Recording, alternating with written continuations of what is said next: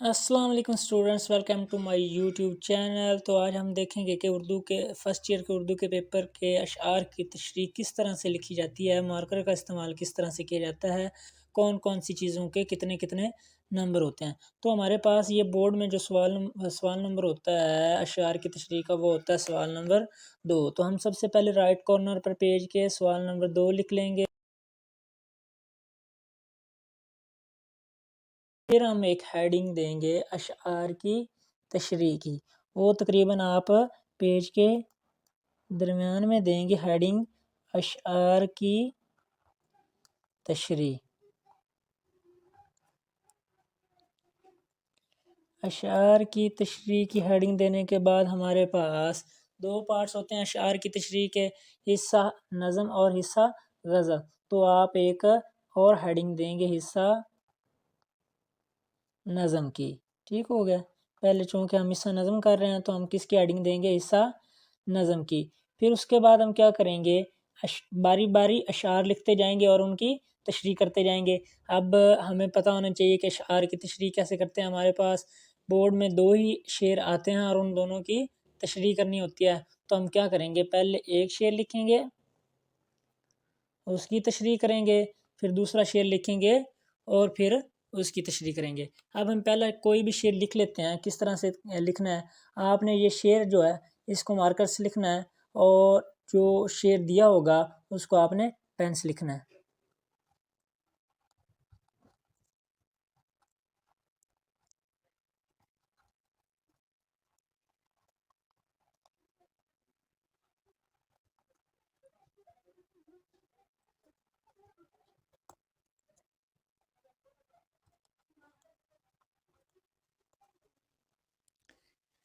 Complete شعر لکھنے کے بعد آپ نے پھر اس کے شاعر کا نام اور نظم کا عنوان لکھنا ہے۔ نظم کے عنوان اور شاعر کے نام کا ایک ایک نمبر ہوتا ہے، تو آپ نے یہ لکھنا نہیں بھولنا۔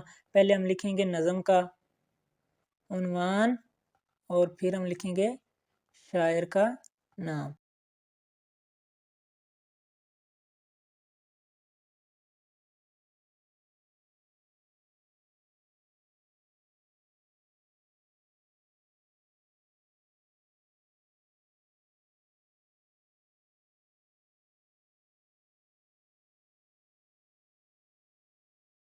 اس کے بعد ہمارے پاس جو ہیڈنگ آتی ہے وہ ہوتی ہے مفہوم یا پھر بنیادی فلسفہ۔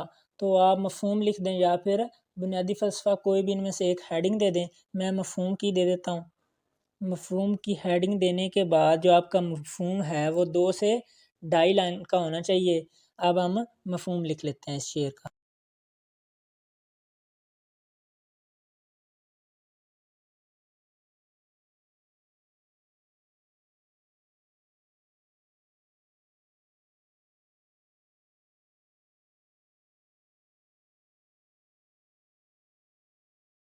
مفہوم مکمل ہونے کے بعد ہم بنائیں گے تشریح کی ہیڈنگ۔ تو ہم لکھتے ہیں تشریح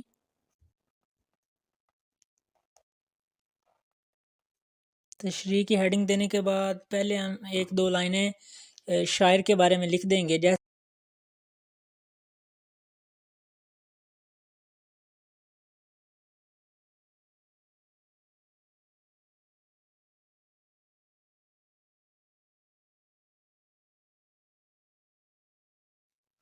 پھر اس کے بعد ہم دیے گئے اشعار کی تشریح کریں گے۔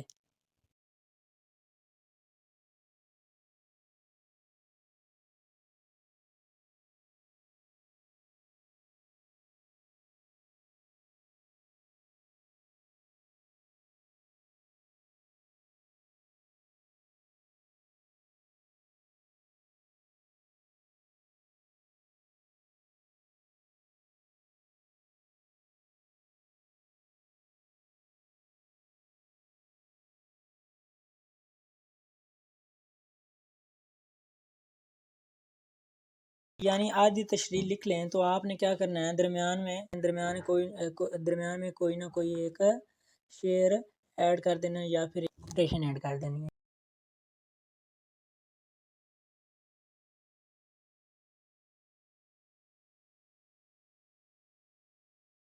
جو بھی وہ ارشاد ہے اس کو پیج کے درمیان میں لکھیں گے۔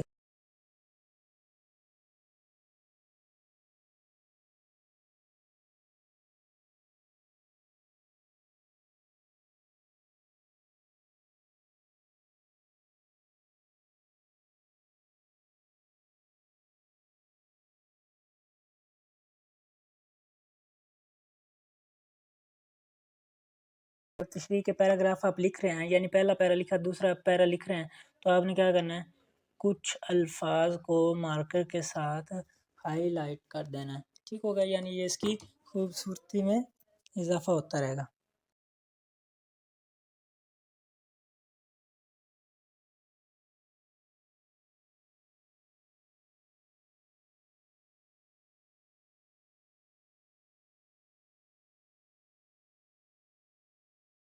جب تشریح ختم ہو جائے تو آپ نے ایک شعر یا پھر ایک کوٹیشن اینڈ پہ ایڈ کر دینی ہے، جیسے کہ یہ میں ایک علامہ اقبال کا شعر ایڈ کر رہا ہوں۔ تو شعر لکھنے کا طریقہ یہ ہے، آپ نے بقول شاعر یا پھر بقول جو بھی شاعر کا نام ہے وہ لکھ کے آپ نے یہ سائن ڈالنا ہے، سائن ڈالنے کے بعد آپ نے مارکر سے وہ شعر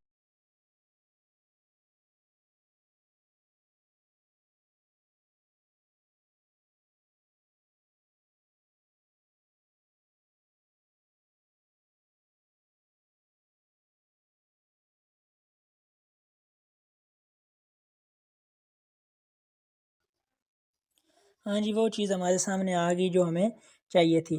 یہ دیکھیں جو چیزیں ہم نے مارکر سے لکھی تھی ان کے نیچے ہم نے کیا کیا ہے، اس کٹ والی مارکر سے، یہ ہمارے پاس 605 مارکر ہے، اس کو درمیان سے میں نے کٹ لگایا ہوا ہے اور اس سے میں نے کیا کیا ہے، اسکیل سے لائنیں لگا دی ہیں، ٹھیک ہو گیا۔ اب آپ دیکھ سکتے ہیں کس طرح اس کی شائننگ بن گیا، اور ایک شعر کی تشریح زیادہ سے زیادہ 1.5 پیج کی ہونی چاہیے اور کم سے کم 1 پیج کی ہونی چاہیے، اور اس میں کم سے کم 1 یا 2 حوالے تو لازمی ہونے چاہیے۔ اگر آپ کو حوالہ غلط آتا ہے تو پھر لکھنے سے نہ لکھنا بہتر ہے، ٹھیک ہو گیا۔ اگر آپ کو ویڈیو پسند آیا تو آپ لائک کریں، شیئر کریں اور ہمارے چینل کو سبسکرائب کریں۔